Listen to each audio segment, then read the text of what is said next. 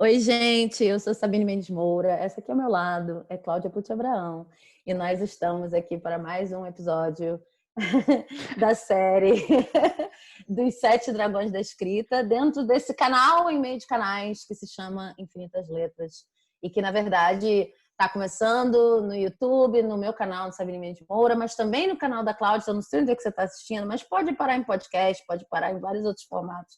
Vamos ver até onde vai.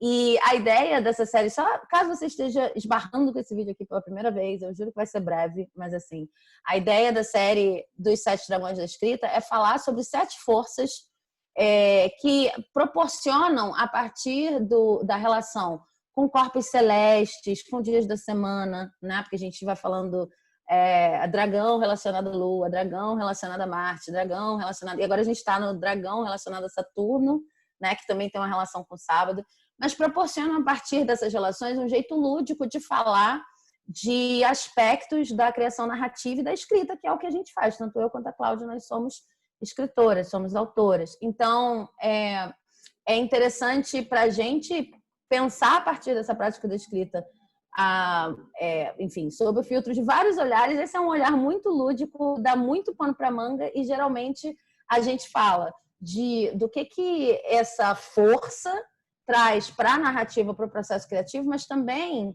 do que essa força sugere em termos de personagens. Às vezes você vê um tipo de construção de personagem e associa a um desses dragões, ou, né, a uma dessas forças. Então a gente tem feito vídeos, a gente está...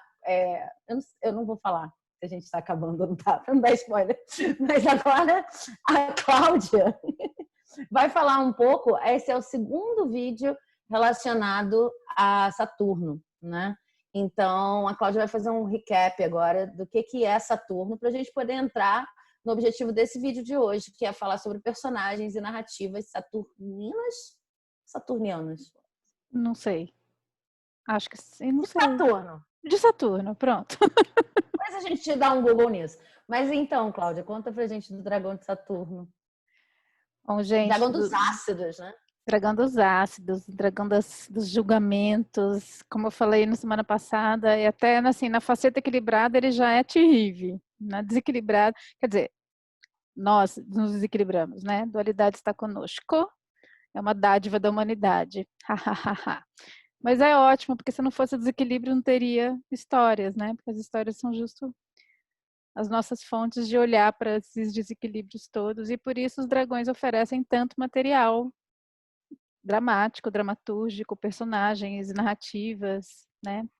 E então, como a Sabina explicou, no primeiro vídeo, que é o anterior, a gente falou de como o Saturno interfere no processo criativo, né? Então falamos aí dos processos de crítica, de análise, de estrutura, como a gente submete o nosso texto a uma avaliação, né, tremendo na base ou não, o quanto isso é importante, é positivo, porque isso faz a gente crescer, e ao mesmo tempo tem que saber o momento de fazer isso para não mostrar um texto bebezinho demais, né, submeter isso a uma crítica. Então, uma analogia é o retorno de Saturno, que só acontece aos 28 anos da vida de alguém, que é quando Saturno chega, para dizer, e aí, né? O que você tem feito com o tempo que foi concedido? Que ele também é o senhor do tempo.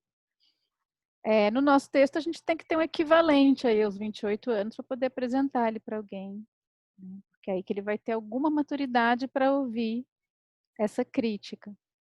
E aí, trazendo isso para o campo das personagens e das narrativas, obviamente, as personagens de Saturno são aquelas que têm esse caráter sisudo, né, inflexível às vezes, mas também podem ser, vamos falar aí no equilíbrio, são grandes professores, mas aqueles professores que não arredam o pé da regra, né? Não são aqueles que vão falar assim, nossa, você se esforçou tanto, vai, vou te passar. Não, é aquele assim, não, porque você tem que conquistar isso aí, né? Saturno não quer te dar nada, ele quer que você conquiste, por isso te restringe. Então, é um professor maravilhoso mesmo, é um professor que olha, eu estou flexionando no masculino, porque em geral está associado a uma figura masculina, mas pode também, claro, ser uma personagem feminina, né, com características femininas, mesmo tendo a essa rigidez um caráter mais yang do que yin, né? Eu acho que no caso do yin, tá, gente, para não confundir com gênero, mulher e homem, assim, mas uma virtude yin que tem a ver com isso é a firmeza, assim como quando a gente falou de Marte, né? Mas tem a ver também com esse posicionamento de, assim, eu sei que para a maturidade desse ser humano é importante passar por essa prova, é importante restringir, né? Saturno rege os ossos, a estrutura, o esqueleto.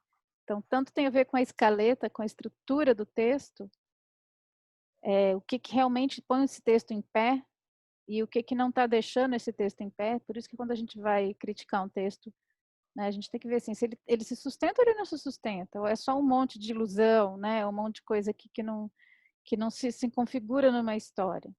E aí, no caso das personagens também, né? Então, geralmente, as narrativas de Saturno têm a ver com travessias, com personagens que são colocados à prova, geralmente por uma figura ou por uma situação que gera esse tipo de provas inflexíveis. Então, ou você conquista ou você não conquista, né? Muitas vezes você pode morrer, inclusive, e tudo bem, né?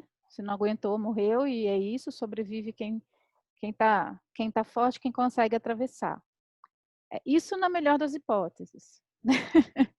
Aí a gente vai ver também o desequilíbrio disso tem a ver, claro, com figuras que não estão nem aí realmente para o seu crescimento, né? O que elas querem é a sua aniquilação total e absoluta.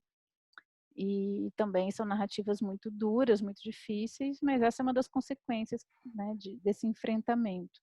Então, já sabe aquela coisa, assim, o que não mata, fortalece. Né? Tem figuras que são extremamente... Nem sempre uma figura de Saturno é um professor que está ali a fim do seu desenvolvimento. Às vezes é uma figura que se posta na sua frente mesmo, não de uma forma marciana, né? Que quando a gente viu os personagens de Marte, não é que assim, eu vou te destruir porque eu estou me colocando na sua frente. Vem num lugar muito de degradação mesmo, um lugar mais corrosivo, né? Muitas vezes na manipulação ou vai pelas bordas, né? Como um grande ácido mesmo que vai e que a gente autoriza isso. Tá? Então, estou falando aqui só em termos gerais, mas agora a gente vai entrar nas histórias mesmo, né? Então, eu falei da exigência, falei da questão da estrutura, né? Que ele rege o esqueleto, então são narrativas que te fortalecem, as personagens que passam por elas, elas se fortalecem. E tem a ver também muito com a questão da responsabilidade, né? Lei de causa e efeito. Então não tem essa coisa de alguém faz para mim ou alguém resolve o problema que fui eu que gerei, né? Que é um mal muito comum da gente ver hoje, né? A gente está, assim, segundo os astrólogos, sobre uma regência muito forte de Saturno, isso é muito recente, né? Assim, teve uma mudança aí de Sol para Saturno. Eu não entendo muito de astrologia, então não vou ficar falando besteira aqui, mas dá para ver o que está acontecendo, né, nas redes sociais. Assim, eu queria falar um pouco desse fenômeno, porque isso está se refletindo bastante nas narrativas, né? Então, todas as problematizações, todos os questionamentos, né? É a geração de Greta, né? A gente está olhando para o desastre global e falando, acabou o tempo, não tem mais tempo, não tem tempo de querer ir para Disney, sabe? Imagina, a minha geração, gente, foi uma geração de alcoólatras, simplesmente assim, faça o que quiser, isso aí. E eu não estou aqui dizendo que tem que cagar regra moralista, não, tá? Porque uma das facetas até complicadas de Saturno em desequilíbrio, quer dizer, do ser humano em Saturno desequilibrado é o moralismo, né? É essa coisa, os dogmas. Mas a gente não foi criado para assumir responsabilidade sobre nada, né? Dá para ver onde está o planeta hoje. Então, essa geração que vem agora é uma geração que questiona muito mais isso do que a gente, né? Eles trazem isso com muito, inclusive com muita dureza às vezes, né? Porque eles que estão herdando essa bagunça toda. Então, a gente está vivendo muito o momento de Saturno agora, né? E isso, consequentemente, vai entrar também nas narrativas, seja em problematizações ou em distopias, né? Tudo que fala assim, olha, é esse futuro que você quer? Né? A gente está caminhando para cá, essa probabilidade de futuro que está sendo construída, é isso que você quer? Uhum. Né? Ou então, olha o que a gente já conseguiu, o que a gente já construiu. Ah, precisa resolver? Volta lá atrás. Lembra do perder o ponto, né? Que a gente falou na semana passada. Então, tem que consertar, onde que tem que ir? Então, quando a gente fala de racismo estrutural, né? Não vamos resolver aqui no pouquinho, vamos lá atrás, vamos lá desde a escravidão, aqui no Brasil, né? Porque se a gente for ainda mais longe na civilização, então vai indo até resolver, né? Então, eu queria trazer aqui uma primeira narrativa, né? Que para mim é bem quase didática, assim, de Saturno, né? Que é uma história que muita gente já conhece, até porque a Disney fez uma versão que é um livro do Dickens, é um conto de Natal, né? Ou então tem gente que chama os fantasmas de Scrooge, que é um personagem que é um avarento, né? E esse é uma sombra de Saturno, que é o velho avarento, aquele que não quer dar, né? Justamente porque não vê mais sentido na vida, vê um grande deserto árido pela corrosão, também não quer dar de nada, não quer dar mais de si, né? Não vê mais sentido em nada, então retém. Então essa figura amarga, avarenta, que perto do Natal ele é visitado pelos fantasmas, né? Do espírito do Natal do passado, ele olha para o presente, espírito do Natal do presente, e ele olha para o futuro. E aí ele faz uma revisão, uma revisão crítica a respeito da própria vida. Então, não só o personagem é um Saturno em desequilíbrio, né, que é o avarento, mas também a própria narrativa presta atenção com um certo moralismo, né? Não é uma coisa assim só de uma tomada de consciência, tem ali uma vertente bem moralista, mas tem esse aspecto mesmo de olha para o que você fez, é esse futuro que você quer, daí ele toma jeito.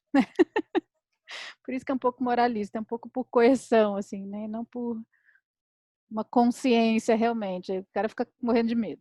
Uhum. Não acho a melhor forma de trazer consciência para ninguém, mas enfim, o Dickens fez assim e virou, né, um símbolo, um dos contos de Natal, falando também desse espírito do Natal, né, enfim, como fonte de transformação. Você quer falar alguma, Sabine? Eu tenho uma listinha aqui. Olha, eu tenho vários exemplos, mas eu queria só aproveitar que você falou do Scrooge, porque tem uma versão do Scrooge que eu era apaixonada por essa versão quando era criança, que é com Bill Murray, e aí se chama Os Fantasmas Contra-Atacam. Eu sempre confundo, porque tem o Fantasmas Se Divertem, que é Beetlejuice, e Os Fantasmas Contra-Atacam, que é com... Sabe quando você traduz o nome para ficar parecendo que a continuação faziam muito isso na década de 90? É. Mas eu acho que o nome original em inglês é Scrooged. Tipo assim, né? Como se transformasse Scrooge, que é o personagem principal, num verbo. E eles transformam essa personagem num grande executivo de uma rede fictícia de televisão que é muito avarento e que está produzindo, tem uma coisa meio meta, está produzindo uma versão de Scrooge para o Natal da rede dele, de televisão. Então, tem várias coisas acontecendo. Tem a gravação, tem ele passando pelo mesmo processo, né, com os três fantasmas. Tem o amigo passa a ser o ex-dono da rede, porque tem um amigo, né, que volta na história do Scrooge, na original também do Dickens. Tem um amigo que volta para dizer, olha, no caso do Dickens é sócio. É um sócio que diz, olha, eu sei que você me tem como modelo e levou a vida assim, correndo atrás de dinheiro, mas veja o que aconteceu comigo. Eu estou muito mal depois de morto, uma coisa assim. E aí, no caso dessa versão contemporânea, é o ex-diretor da rede. Né? Agora o Bill Murray é o diretor, é o ex dizendo assim, tá vendo? Então, segue o padrão. Mas o que eu acho interessante, além de eu achar muito, muito engraçado, porque é uma comédia, né? É que o Dickens e as novelas... O Dickens começou... Eu não sei se ele começou, demais dizer que começou, né? Mas ele é conhecido nessa época em que ele escreveu por escrever novelas, né? Tipo, novela no sentido de romance mais curto. Esse romance mais curto, depois dá origem às novelas que hoje a gente assiste. E uma das características desse romance, que também foi apropriada por várias outras pessoas nessa época, enfim, nesse século, melhor dizendo, é que começa como uma conversa de bar. Então tem um quê de, olha, eu te avisei, olha, isso vai acontecer, olha. E o Scrooge começa assim também. E as lições são extremamente moralistas e os fantasmas são extremamente moralistas, no sentido de que como você estava falando, né? Ele é obrigado a mudar porque ele está com medo, mas ele está com medo porque os fantasmas realmente são assustadores.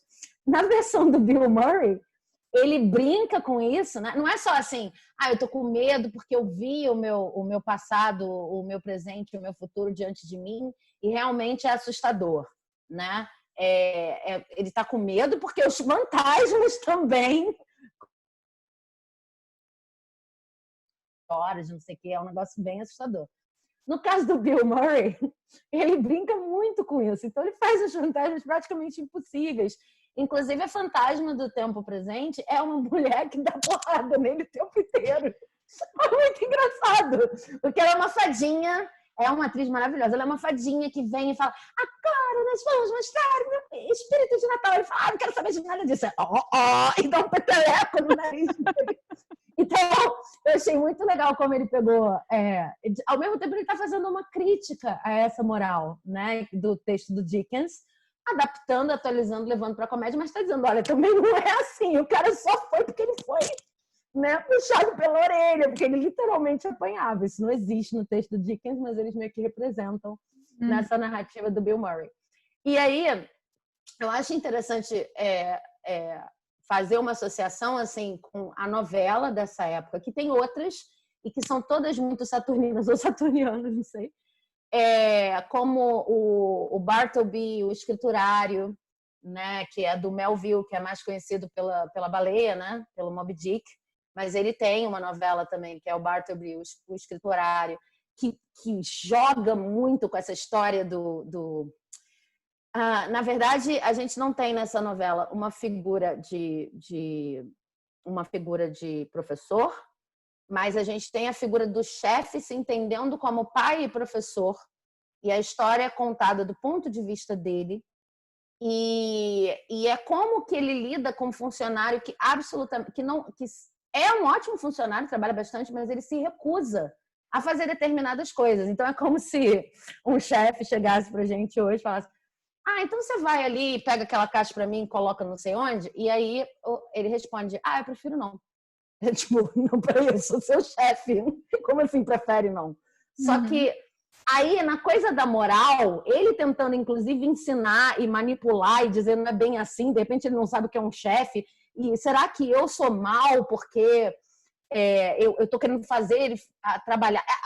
Olha, o negócio é tão desconcertante dele dizer eu prefiro não fazer, I prefer not to, que ele acaba gerando uma situação em que, essa personagem que prefere não tem características de Saturno, mas a narrativa tem, e esse chefe tem, no que ele está tentando ensinar uma lição que parece muito óbvia para ele, muito baseada numa moral burguesa, e o cara simplesmente faz aquela do meme de quando você não quer responder, responde em arte interpretativa, e deixa todo mundo...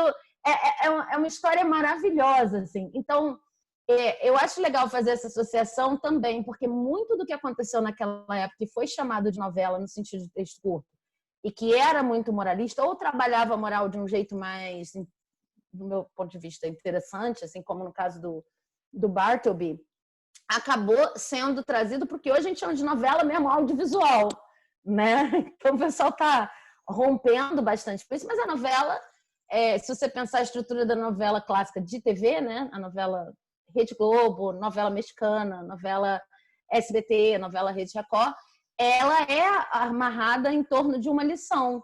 E ela tem uma personagem principal que carrega a novela, passando por uma lição muito difícil. E eu não sei bem como é que foi feita essa associação, mas tem gente que escreve sobre isso. No caso, esses romances que eram curtos, eles eram uma forma de falar mais diretamente a pessoas. Muitos eram publicados em fascículos no jornal, como o Machado de Assis foi publicado também.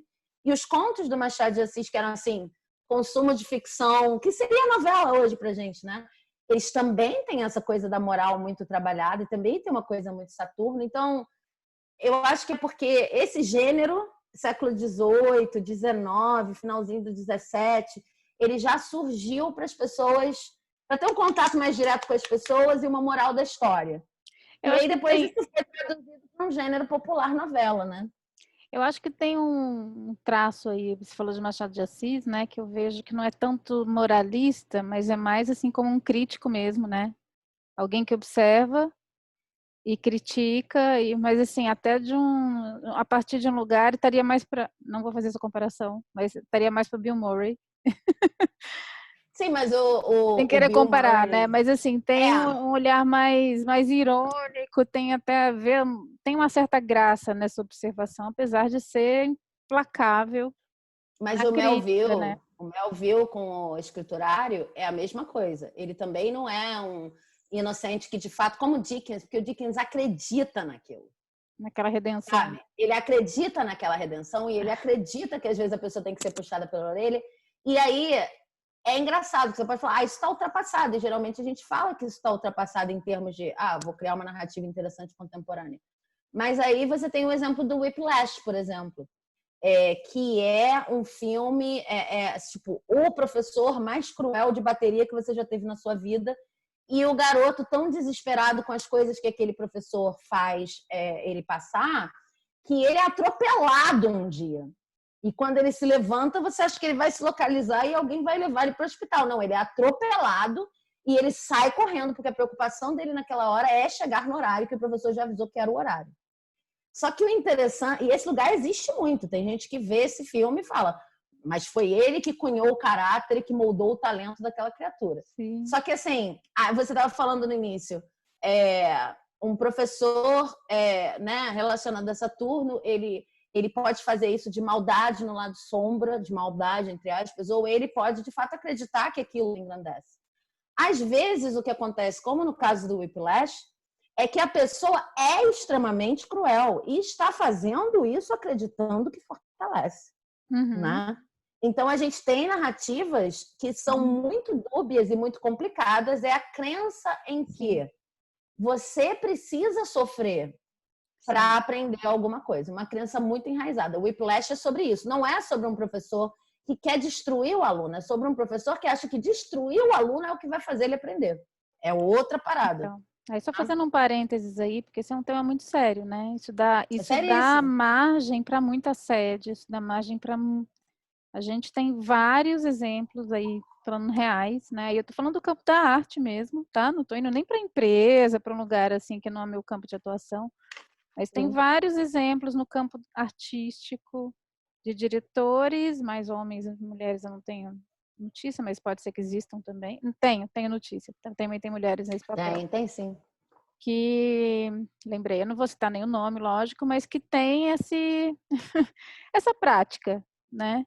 E aí você dá margem aí para o seu poder e para a sua crueldade, né? Assim, um autoritarismo sem medida, que é um abuso de poder, a partir dessa perspectiva de que está sendo bom para forjar o caráter ou para poder ter uma impecabilidade, né?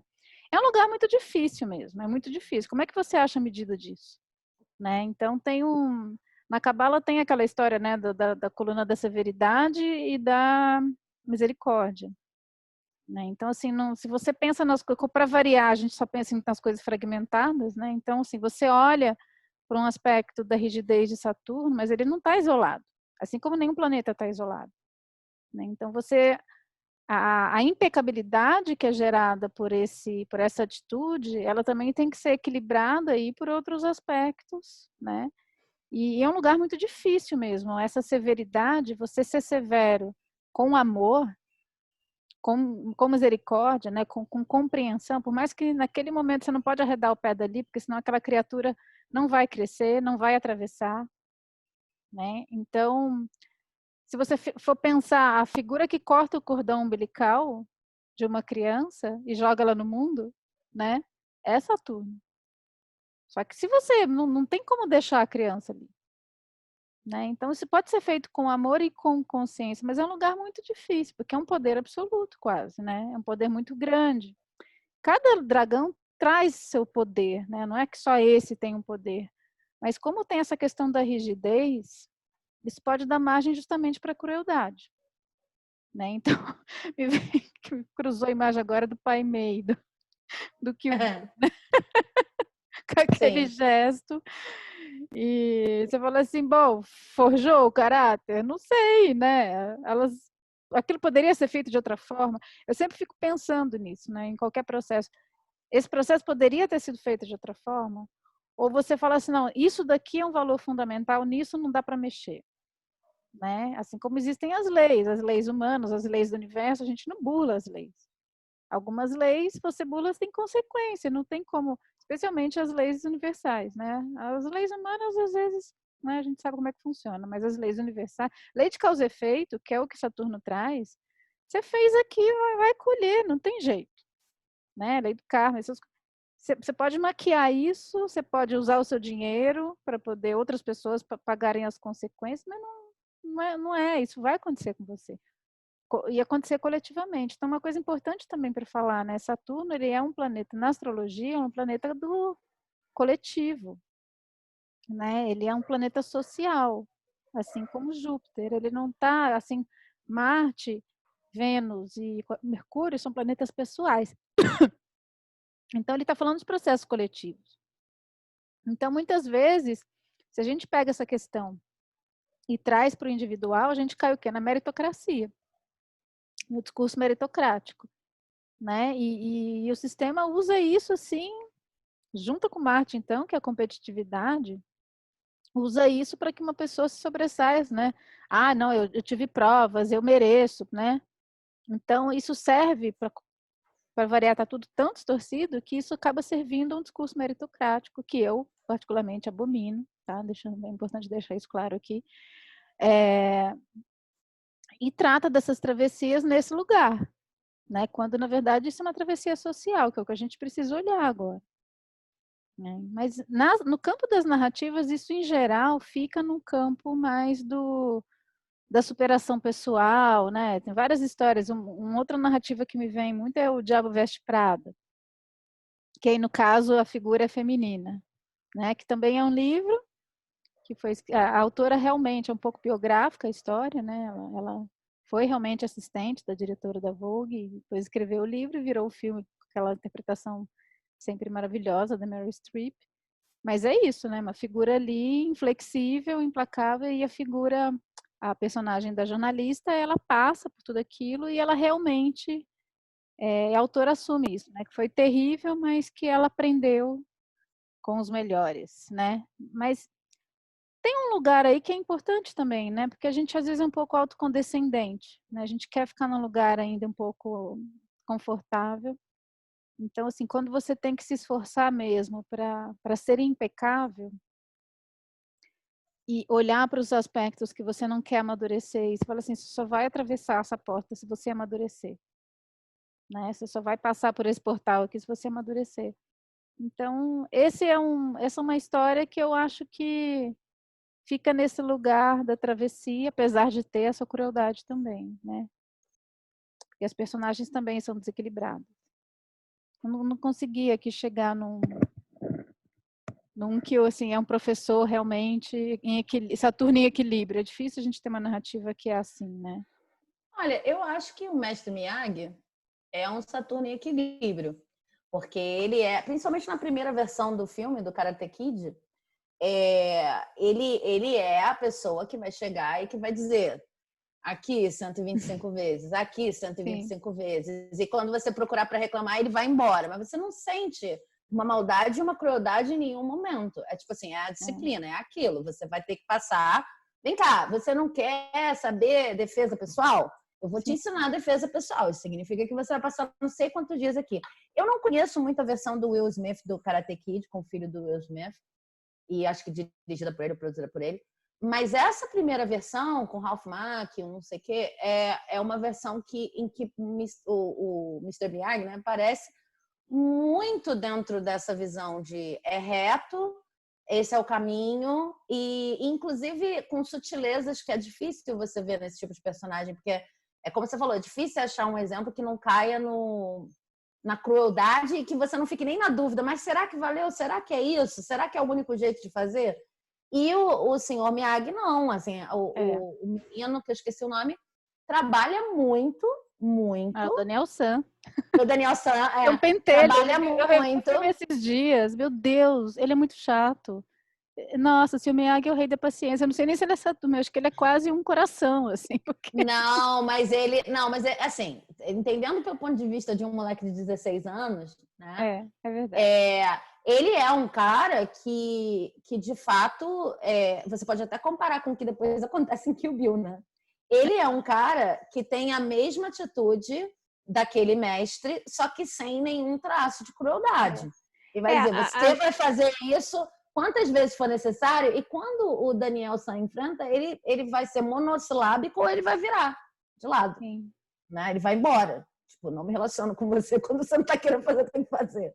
E As isso eu artes acho bacana. marciais, por definição, né, é um processo bem de Saturno, porque Kung Fu, o significado é trabalho árduo, inclusive. Quando você vai para o corpo, não tem como você forjar um resultado, né? Ou você trabalha e consegue fazer com o corpo aquilo, ou você não trabalha e não consegue. Então, assim, ali assim, é uma questão pura e simples da lei de causa e efeito. Não tem como você burlar isso, né? Acho que qualquer trabalho corporal, qualquer trabalho manual, quando a gente vai para o corpo, a gente vai para a realidade. Tudo tem etapa, você não pula o processo. Né? Aí os mercurianos ficam loucos, né? Que querem sair correndo lá na frente. Mas não dá para você pular etapa, né? Você tem que ir realmente uma coisa depois da outra. Por isso que é um aprendizado tão importante, né? De humildade também, de etapa, de você não. Então, esses vários mestres que tem, né? Eu não lembro agora, não sei se eu colocaria o Yoda. Me passou o Yoda, mas eu acho que o Yoda está em outro lugar. Ele está em um lugar mais do Sol do que do Saturno.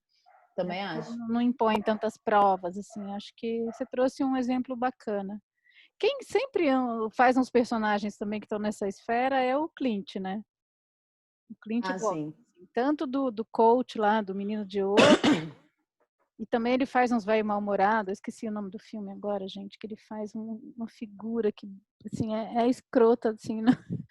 Mas ele tem esse lugar do velho mal-humorado e que não tá nem aí, que fala real, né? Que também é um lugar perigoso. Haja visto o que aconteceu com o nosso país. É. Né? É. Voltando para a ficção, né?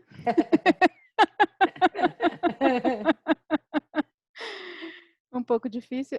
Então, lembrei de um outro exemplo que eu queria trazer. Não sei se estou indo muito rápido, mas enfim, que Acho que não. falando em velhos mal-humorados e com suas compensações, tem uma animação que eu amo, que é o Up. Acho que todo mundo já viu, ou enfim, pelo menos já viu o desenho, né? Que tem o Eu personagem amo Up do muito. Frederiksen. Choro muito. É. E tem muito a ver com o tema da morte também, né? Então tem assim, tem os 5 minutos mais lindos da história da animação, que eles contam a vida inteira daquele casal, da Ellie e do seu Frederiksen em 5 minutos. Aquilo é um show de narrativa, assim. Eu mostrava nas minhas aulas de roteiro e montagem, sabe? Porque é uma super síntese maravilhosa. Só que é isso, ela era a alegria de viver, né? Tinha ali uma dupla também. Ele sempre foi aquele velho, velho, né? Acho que ele já nasceu velho. E ela, aquela coisa, né? Luminosa, solar. E aí, claro, quando ela morre, isso não é spoiler, né? Tá no começo do filme, todo mundo sabe a história. Ele fica naquela amargura, né? Naquele mau humor característico de Saturno, na rigidez. E claro, tem toda uma crítica aí à especulação imobiliária também, né? Essa violência que eles praticam ali, não é que ele estava sendo rígido, né? A sociedade que é muito cruel mesmo, ele estava ali resistindo. Eu tô com ele, né? Mas chegou uma hora que o bicho pegou, não teve jeito.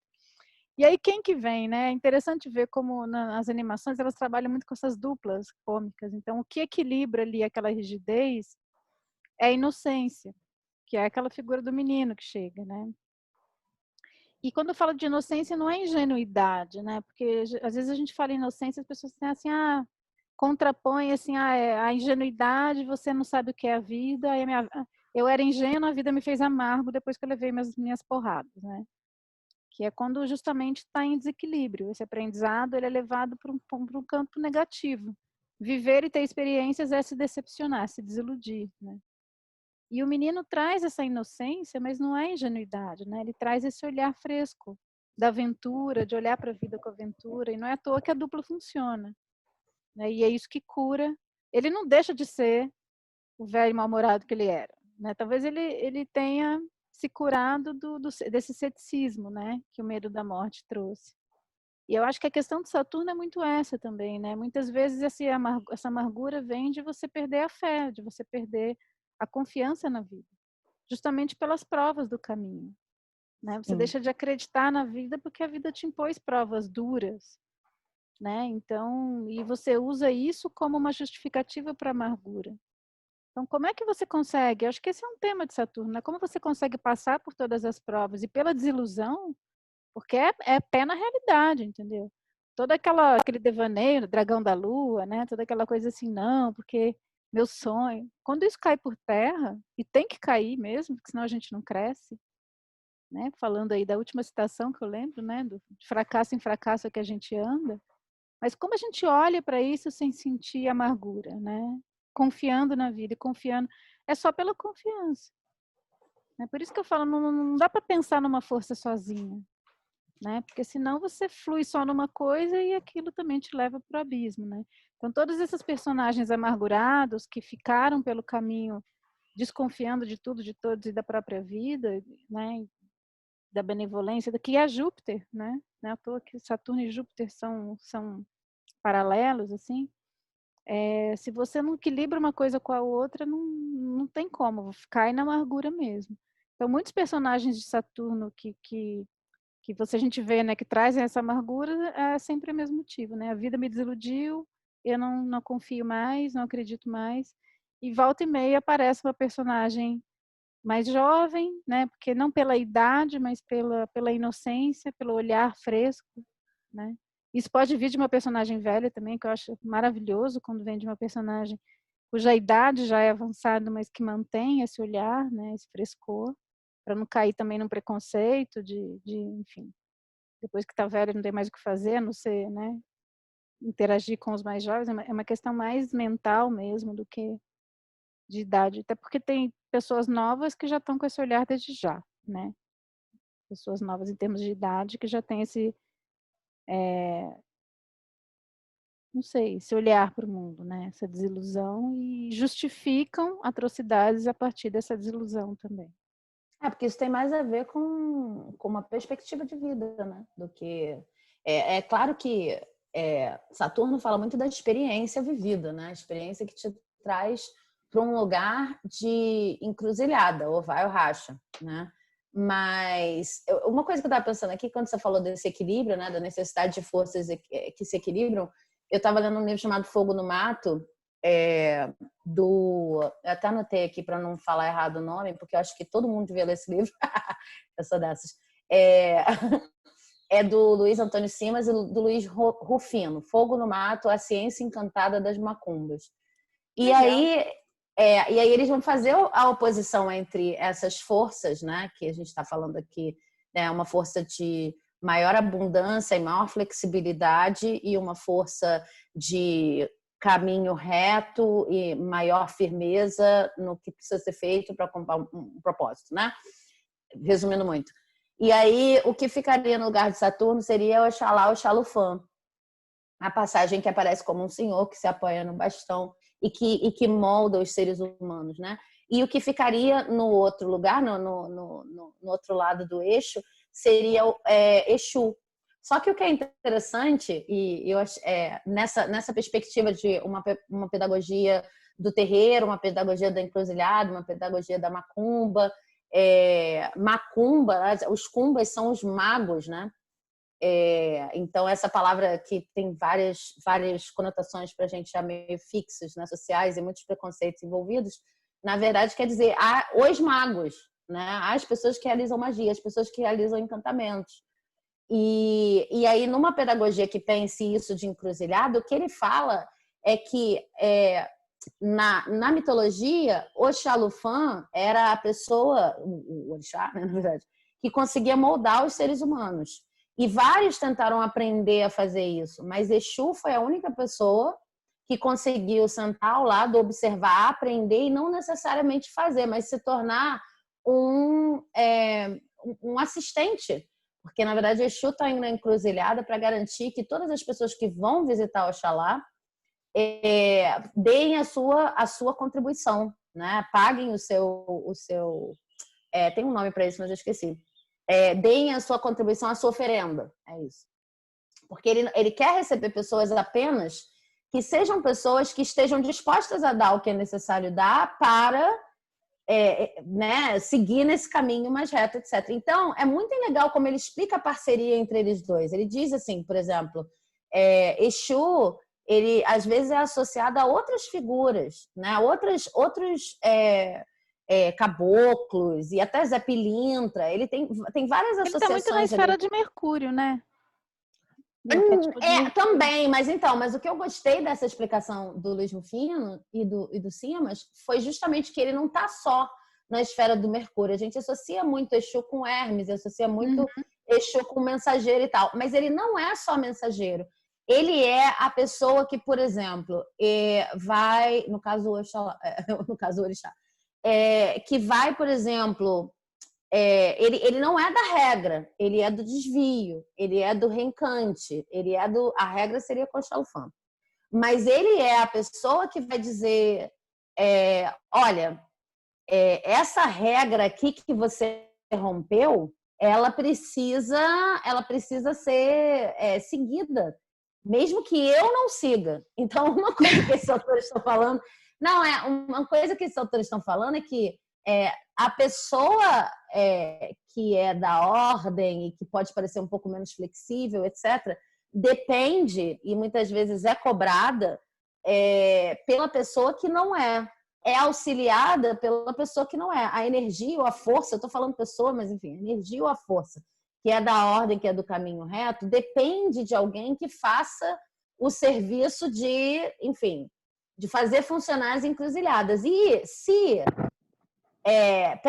se Exu percebe que o Xalufã não conseguiu fazer alguma coisa dentro do próprio plano dele, ele cobra, embora ele não seja a pessoa ou a força mais orientada para esse tal desse caminho reto.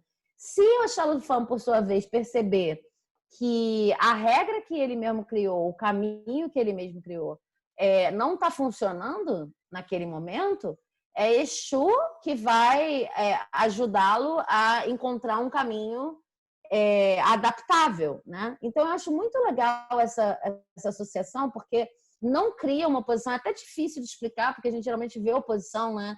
Como a gente vê oposição Apolo-Dionísio, aí vê oposição, sabe, entre o lógico e o subjetivo, ou vê oposição entre a regra, a estrutura e né? Como a gente pode entender tudo em oposições?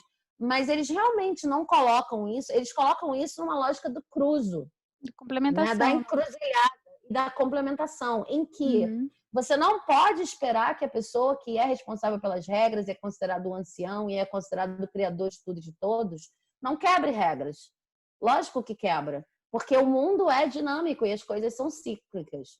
E você não pode esperar que a pessoa que é baseada na subjetividade e no desacerto, e no reacerto, e na ressignificação, não tenha suas próprias regras. E por isso que eles trabalham juntos, né? Então, eu acho muito bonito. Eu não tenho capacidade de explicar do jeito que eles explicam, mas acho que vale muito a leitura, até para a gente repensar essa história de ver as coisas tão compartimentalizadas, sabe? Sim. E a gente sempre fala aqui também, né? Os próprios dragões, as forças planetárias, a gente está vendo aqui separadinho, mas no dia a dia isso se complementa, isso tá junto o tempo todo, né? Uma coisa harmonizando ou brigando com a outra, né? Então, é importante a gente olhar para isso separado, até para ver quando tem dragõezinhos que se dão as mãos no desequilíbrio e leva a gente para o buraco absoluto, né? Se Sim, junta sim.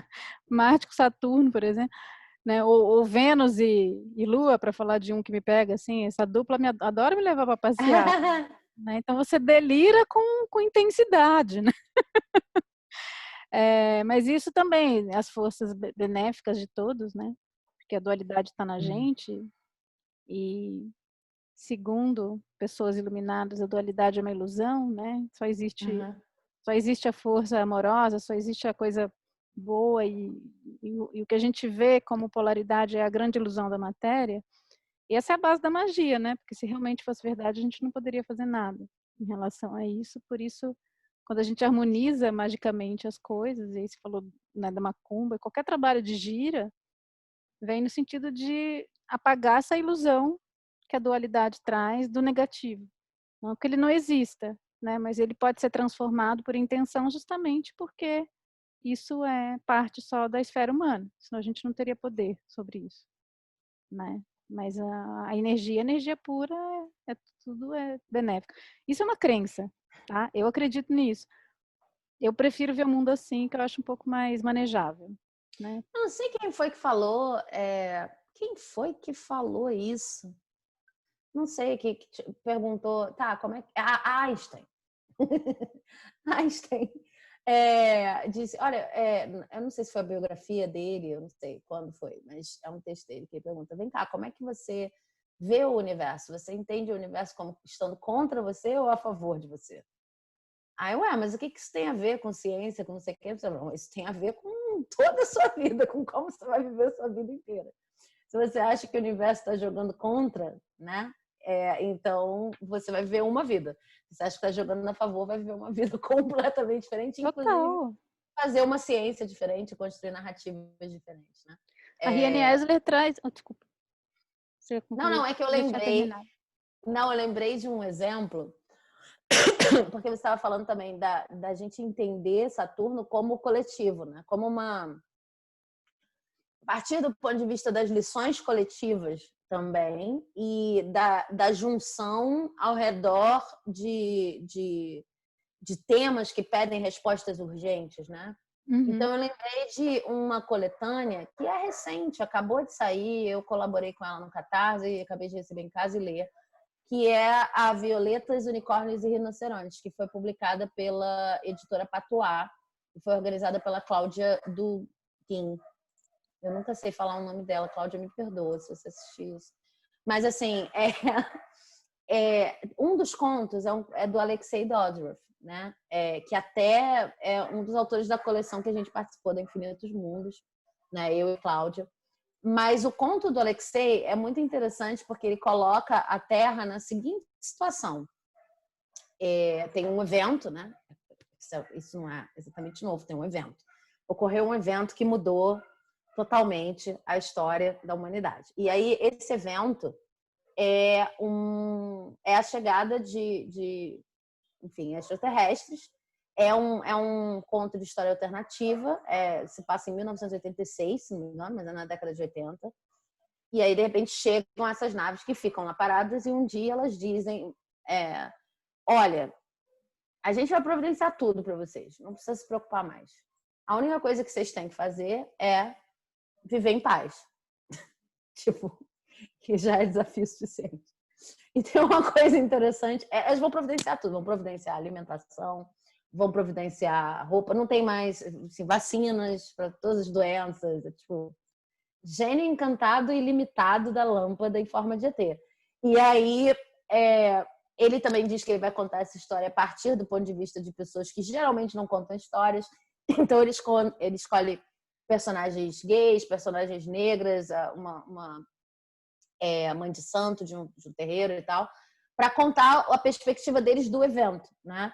E aí acaba, que eu acho que é um lugar legal da gente entrar também, que a narrativa é toda muito tá toda muito construída ao redor dessa perspectiva de Saturno, das lições difíceis das quais você não tem como escapar, porque as próprias condições não permitem, vai ou racha.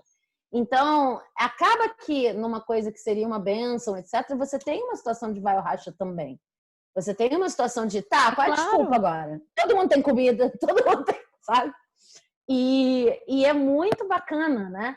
Nem sempre a gente pode pensar Saturno como a partir da construção da narrativa, em que situações, como nesse caso desse conto, em que situações eu posso colocar minhas personagens para que elas estejam diante de uma lição, e aí não precisa ser uma pessoa, não precisa ter um professor, isso pode estar dentro da construção da narrativa, né, em si. E eu acho que eu usei um pouco isso para dar dinamismo para o meu próprio romance de ficção científica, que é o Incompletos. Porque toda vez que eu sentia que a história estava meio parada, eu dava uma saturnizada nela. Então, eu não diria que Incompletos é totalmente relacionado a isso, mas era exatamente isso que eu fazia, tanto que até hoje eu recebo reclamação. Então, aquele negócio de... É legal que fica dinâmico, mas também toda hora tem um negócio que você né? Precisa resolver e precisa aprender e precisa se colocar para a personagem principal. Eu recebo realmente reclamações das pessoas que leem. Ué, mas tava num lugar que aí eles iam se beijar e aí ia dar tudo certo, não sei o que, de repente isso não é isso, aquilo não é aquilo, na verdade você se enganou, e aí, na verdade, esse cara que parecia ser o mocinho é o vilão, não sei o que lá, para botar a personagem para correr. É quase como se, de fato, eu acendesse um fogo na bunda dela para sair correndo. E Não dá nem aí, para dar uma nisso... curtidinha, né? E eu digo que isso é muito Saturno, porque não é só o correr pelo correr, é porque ela está em situações em que... E ela está passando por situações para se fortalecer, porque, enfim, no final você entende por que todas foram importantes, de um jeito que não vou dar spoiler aqui, mas fica bem óbvio porque ela teve que passar por tudo aquilo. Mas na hora, a única coisa que você sente é: meu Deus, mas não dá nem para relaxar. Mas Como isso você é uma falou. injustiça, né? Eu queria pegar. Não dá nem para Eu não sei se a relaxar. A gente própria falou. pessoa que está lendo. Eu não sei se a gente falou disso no programa passado, mas assim, existe um problema com Saturno nesse momento, que é a cultura da adolescência eterna. Né? Não tem nada mais anti-Saturno do que a cultura do consumo, que quer que você fique ali num lugarzinho. Né? Não pode ser criança, porque você tem que ter uma certa autonomia para poder comprar as coisas. Né? Então, é aquele lugar da adolescência, da meritocracia, com a sua mente bem ocupada em coisas secundárias. E aí, quando vem o processo de Saturno, que é um processo de desilusão, mas também de tomada de consciência, ele não é bem-vindo, né? Porque ele não é bem-vindo culturalmente. A gente tem, assim, trazendo a questão das distopias e utopias. Quando a gente pensa uma utopia, não estou falando a gente de modo geral, né? Mas, assim, vamos dizer, a, a caricatura, a palavra é essa, a caricatura da utopia é um momento cor-de-rosa que não vai existir mais nenhum conflito, nenhuma prova, nenhum desconforto, porque tudo vai estar resolvido, né? E isso é anti-humano. Justamente por isso, acho que eu não li esse conto do Alexei, mas provavelmente ele está problematizando justo isso, né? Porque se está tudo resolvido, qual é o problema então? O problema é o problema do crescimento. As crises que vêm quando a gente atravessa, elas são necessárias, o funcionamento é esse. Né? Mas, não, assim, uma coisa é uma crise de crescimento, que é necessária, e não tem como você se livrar disso, porque é parte do processo, e a outra é uma crise por inconsciência total absoluta que você está se destruindo. Isso não é crise, isso é aniquilação. Né? Só que as duas coisas são colocadas no mesmo balaio.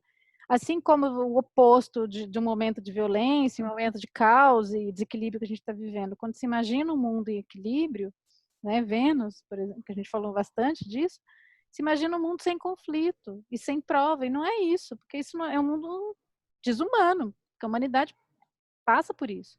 É parte da experiência humana passar por isso.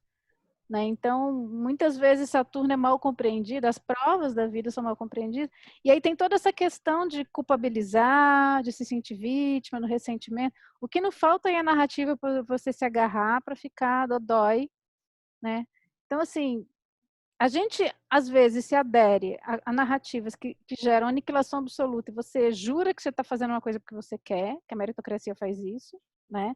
Você está ali acabando com o seu psiquismo, acabando com o seu outro ser humano do seu lado, que você tem que competir, mas você tem que ser melhor. Né? Então, você compra o discurso da superação nesse lugar da competição e da meritocracia. Aí tudo bem. Mas quando é você passar por uma crise de desilusão para que você perceba onde você está como humanidade, não, aí não. Aí você está sendo chato. Né? E aí vem assim, uma questão que eu quero trazer aqui para problematizar mesmo, tá? Que é a questão das distopias e utopias, que a gente está muito em moda, distopia.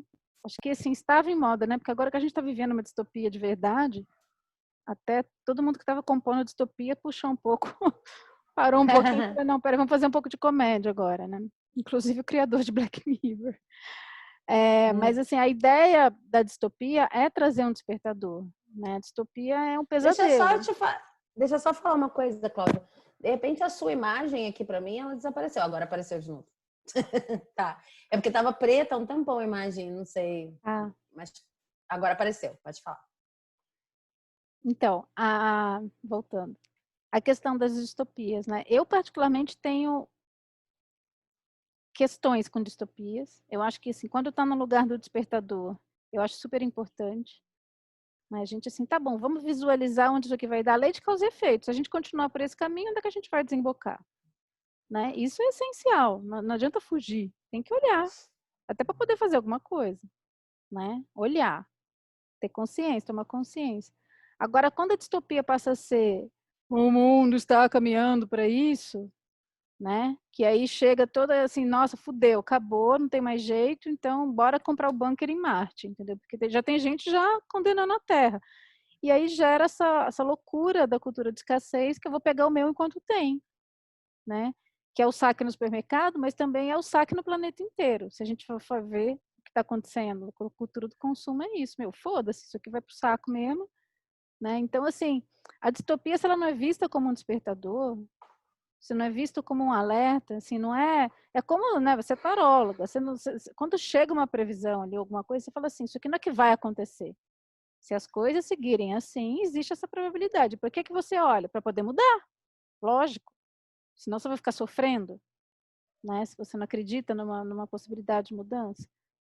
Né? E aí vem o papel das utopias, que é justamente, tá, então o que a gente faz? Como é que eu visualizo? Aí vem o dragão da lua com o seu melhor, né? Como é que eu posso visualizar uma outra alternativa de futuro? Se eu acho que aquilo não existe, porque eu acreditei que a distopia é já um futuro inexorável, eu não vou ter nem energia para ver as utopias, né? Para visualizar. Só que uma utopia realista. É um pouco paradoxal isso, né? O que é uma utopia realista? Ela contempla que o ser humano passa por provas que não são tão gostosas. Se você vai construir uma utopia baseada nos valores do momento, que é essa juventude eterna, que é essa perseguição de prazer, né? O que é uma utopia? É não ficar trabalhando, é não fazer nada, gente. Se você não faz nada, que vida de merda se você não faz nada. Eu não ia aguentar não fazer nada. Né? Isso para mim não é uma utopia, isso para mim é um pesadelo. Né? Mas isso é vendido pela sociedade de consumo. Então, é importante a gente perceber, de novo, a questão dos processos coletivos, né? Como é que isso tudo está muito arraigado. Né? Me veio, assim, quando eu estava fazendo a lista aqui dos livros e de narrativas, me veio um ensaio sobre a cegueira, que para mim, assim, é uma distopia já escrita há um tempo e é um negócio barra pesada, né? Mas que é isso, olha, onde a gente vai dar se continuar assim? Vamos olhar para esses aspectos. Né? Isso foi muito antes das séries todas que surgiram, assim. Então, é super desconfortável, mas precisa ser visto, precisa ser considerado. Né? Para poder... Tá, então o que a gente faz a partir disso? Né? Porque eu não quero esse futuro. Eu agora estou te ouvindo bem travado, Cláudia. Não sei se você está me ouvindo. Eu tô. Bom, eu espero que esteja sendo... acho que como a conexão é a minha, né? Eu não estou travando para mim mesma. Não estou ouvindo uma frase inteira agora. Peraí, deixa eu dar um pause aqui.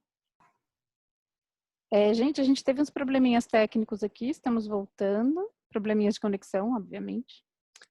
Espero que essa conversa esteja fluindo, porque eu travei para saber, mas para mim mesma eu não travei, sou eu que estou gravando, então espero que tenha fluído aí para vocês, tá? Se não, paciência. Tudo indica que no final vai aparecer o que você está gravando, né? Então, estou confiando que tudo que eu falei aqui sobre utopia e distopia eu não vou repetir, porque senão vai ficar repetitivo, mas qualquer coisa a gente grava de novo. Vamos lá. Não, só queria comentar em relação a essa coisa da utopia e da distopia, que tem algumas distopias que sobreviveram, né, aí aos tempos, né, e que se tornaram clássicos, etc., como Fahrenheit 451, o Admirável Mundo Novo. E aí o que eu observo nessas distopias é que ao final, ou no meio do caminho, ou durante, né, os narradores eles são construídos de uma forma muito interessante, porque ao mesmo tempo que apresentam aquele cenário, apresentam não só a força de superação daquele cenário, por mais que o final não seja exatamente e aí todos vivemos felizes para sempre, né? Mas apresenta um caminho bem delineado de superação daquele cenário e vão para um lugar que é completamente diferente de então, assim estamos, eu te dei um soco na cara e agora você reage a isso. Então, eu também acho que a distopia é despertador, né? Eu gosto muito de trabalhar com distopias. Parece que eu só consigo pensar cenários distópicos na vida. Mas o que eu gosto da distopia é que, por exemplo, eu estava escrevendo agora uma distopia no sentido de que trabalhava com o tema da eutanásia, né? Um conto.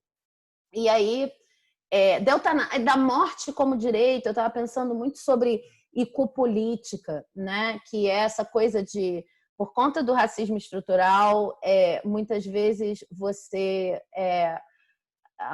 impedir que as pessoas experimentem e vivenciem a morte da forma que elas gostariam de vivenciar e entendendo a morte como um direito, né? Entendendo a morte como...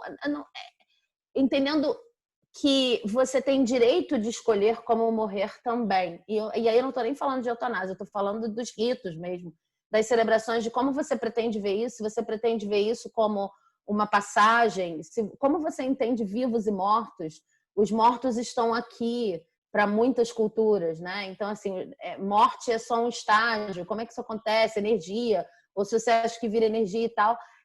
enfim, a questão da necessidade de desenvolvimento de uma ecopolítica, né, IKU política, traz dessa noção da mitologia africana a questão de como é importante você ter direito de experimentar a morte e de se preparar para a morte, independentemente se as pessoas vão concordar com isso ou não, mas a partir das suas próprias crenças essenciais. E como isso é tirado por conta do racismo estrutural, como isso é banido da possibilidade de experimentação daquela pessoa. A morte pode ser experimentada de 1000 maneiras, faz parte da vida, nem que você entenda como fechamento da vida, e, enfim, todos temos que lidar com ela. Então, a gente tem o direito de lidar com ela de várias formas. E eu estava escrevendo essa distopia baseada nisso, e eu estava tentando chegar a um lugar em que eu conseguisse apontar, embora não tenha exatamente... Até tem um finalzinho assim que não é um finalzinho, meu Deus, e é isso, te deixo com isso, agora veja como você vai dormir à noite. É um finalzinho legal, mas a situação continua muito distópica. Só que eu gosto de ler a distopia, nesse lugar do despertador, quando ela me faz pensar sobre todos esses processos, quando ela me traz questionamentos do tipo, né? Nesse caso, a distopia funciona narrativamente como o professor de Saturno, né? Sim. Porque eu leio a distopia e eu penso assim, tá, por um lado eu sei que eu não estou nessa realidade ainda, por outro lado eu sei que, assim como em Fahrenheit e vários outros, eu sei que de onde ele está tirando essas metáforas, de onde ele está exagerando e por que ele está falando disso. Então eu saio da leitura da distopia não achando que eu não posso viver mais minha própria vida e não existe caminho, eu saio da distopia pensando, como é que eu abordo a morte? Será que a minha forma de abordar a morte era o que eu estava tentando fazer, né? Será que a minha forma de abordar a morte é baseada em critérios, em julgamentos ocidentais demais? Será que isso é uma coisa que eu aprendi que eu poderia vivenciar de outra maneira? E aí não importa qual seja o tema, né? Se você pegar o Fahrenheit, é a coisa do conhecimento. Como é que eu experimento o conhecimento? Como é que eu experimento a propagação da cultura? Né? E qual é o papel da oralidade com o final lá do Fahrenheit, sem dar muito spoiler? Qual é o papel da oralidade nisso? O que está no livro ali escrito são pessoas, né? É uma forma de me comunicar com pessoas que estão distantes de mim. O livro é um meio de comunicação. Ou a obra resiste sozinha e aí ela fica num lugar onde não existe nenhum tipo de reação que eu possa ter, né? Produtiva em relação àquela obra. Né? Então, não importa qual é o tema que a distopia está discutindo, eu acho que existe uma forma de trabalhar isso em que você sai não só desperto, mas o texto aponta perguntas que você deveria estar se fazendo, sem causar aquele trauma tão grande de, meu Deus, então é para lá que nós estamos indo. Né? E eu sinto que essas distopias mais despertador, como você falou, elas sobrevivem mais no tempo.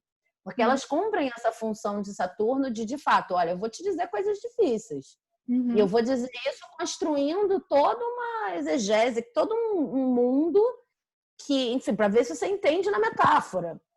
Vou te colocar entender na metáfora do que ter que viver isso na realidade, né? Porque, assim, exatamente. Exatamente. O que eu acho é que tem uma palavra para isso, mas um fetiche de sofrimento que leva tanto para a distopia, cuja força é fazer a pessoa que está lendo ou acompanhando sofrer e ponto final, quanto para essa coisa que a gente estava falando no início, do professor que realmente acredita que a crueldade é necessária. Então, ele nem se vê como uma pessoa cruel. Ele é cruel por necessidade. Tem essa coisa do fetiche do sofrimento. E eu acho que, como sociedade, a gente precisa lidar com isso, sabe? De uma forma... Acho que a arte ajuda a lidar muito com isso, mas é uma coisa que a gente tem dificuldade de lidar. A gente falou num outro programa do poverty porn, né? Da pornografia da pobreza. Então, isso também junta com a história de a gente tem um certo tesão mesmo de ver a pobreza e o sofrimento e o não sei o quê, como se fosse uma coisa que enobrece o homem, etc. E isso tudo é muito, né, cristão de origem. Eu queria comentar uma coisa. A gente tem dificuldade de lidar com isso. Que é um negócio que me incomoda demais, né? Que é o realismo colocado a serviço de uma cultura reacionária. Então, né, na política, nos debates que tivemos agora, isso foi muito evidente, né? Aqui em São Paulo, claramente, assim, todo mundo que agora está propondo, né, essa esquerda que propõe um ideal utópico, lógico, tem que ser utópico, né, de uma sociedade mais justa, colorida, diversa, integrativa, tolerante, né, tudo que a gente espera que a humanidade chegue, ou seja, para onde a gente deveria estar caminhando, porque somos humanos, somos seres humanos, isso é colocado como uma utopia, e utopia no lugar pejorativo, porque a utopia chegou no lugar pejorativo, né? O sonho, o sonhador, no lugar da ingenuidade. É um sofisma, né? Que esses falsos raciocínios que as pessoas vão por manipulação. Então, e a distopia virou sinônimo de realismo, entendeu? Tipo, a vida é assim, você não pode ter tudo, então vamos dar na mão de quem sabe gerir essa bagunça. Porque aquele ali é um sonhador, ele está de olho no mundo que não vai acontecer. Né? Então, deixa na mão de quem já sabe como é que as coisas são, não está aqui viajando na maionese. Então, assim, é distorcido como tudo, né? Em função dos interesses de quem quer manter as coisas como estão. Né? Então, nesse sentido, você olhar para o mundo no lugar de fudeu é muito conveniente. Porque você não vai fazer nada para começar. Mas se você acha que já acabou... É interessante que quem propõe e sustenta a narrativa, nessa guerra de narrativas de devemos olhar como se fudeu, né? São pessoas que não estão fudidas nesse universo. Estão fazendo isso justamente para que, enfim, que as pessoas se acostumem a ver o mundo dessa forma, porque dependem dessas pessoas realmente em condições muito ruins de vida, de qualidade de vida, de maneira geral, para permanecerem não sendo fodidos, né? Então, a pessoa defendendo que você veja o mundo a partir de uma lente, né, chumbo, para que continue mantendo seus privilégios e continue não tendo que ver o mundo dessa maneira. Né? Então, em vez de ser um despertador, passa a ser uma âncora. A mesma coisa. Né? E aí vem aquela lógica da cultura da escassez. Tá acabando, vamos pegar logo antes que acabe, vou pegar o que é meu, liga o instinto de sobrevivência e aí não tem o outro. Né? A gente vê o que aconteceu no começo dessa pandemia, por exemplo. Isso é ativado e alimentado por esses mitos, né, de fim de mundo, de não tem mais jeito, né? E a distopia não é isso, não deveria ser isso. Só que como tudo ela assim é apropriada para gerar medo, não para gerar consciência, né? E a utopia que deveria ser uma geradora de probabilidades, porque estamos aqui para isso, o ser humano tem que imaginar para poder depois construir. Tudo começa no campo do mental, da imaginação, né? Não estou falando da imaginação no lugar... Para mim, imaginação não é nada inocente. Imaginação é uma coisa muito séria. Tudo começa na imagem, tudo começa aí. Que é aí a virtude da lua, né? De a gente poder olhar para isso e poder compor essas imagens. Então, para mim, utopia e distopia são complementares. Aí, de novo, a gente está falando, não são coisas antagônicas, elas são coisas complementares, porque eu gero consciência... São ferramentas, né? São ferramentas complementares. São ferramentas complementares. Eu só consigo ter coragem de olhar para a distopia se eu tenho fé numa utopia. Se eu sinto que aquilo tem jeito. Então, eu preciso estar lá. Se tem jeito, eu preciso resolver, eu preciso olhar para o que eu preciso resolver. Né? Você tem uma estrutura de uma casa que está caindo, não adianta falar assim, não me mostre, por favor, eu prefiro que o teto desabe sobre a minha cabeça. Não, onde é que está ruindo aqui? Porque eu preciso ir lá e resolver. Mas você acredita Exatamente. que você for lá e arrumar a estrutura do negócio? Estrutura, não pintar parede. Né? Quando a gente fala que um problema é estrutural, é porque aí é interessante porque a gente volta para a origem de Saturno, que é a estrutura, que é o esqueleto, que são os ossos. Eu tenho que ir na estrutura para resolver. Quando a gente fala, racismo é estrutural, machismo é estrutural. O que quer dizer estrutural? Você tem que voltar lá atrás. Né? Você tem que voltar muito.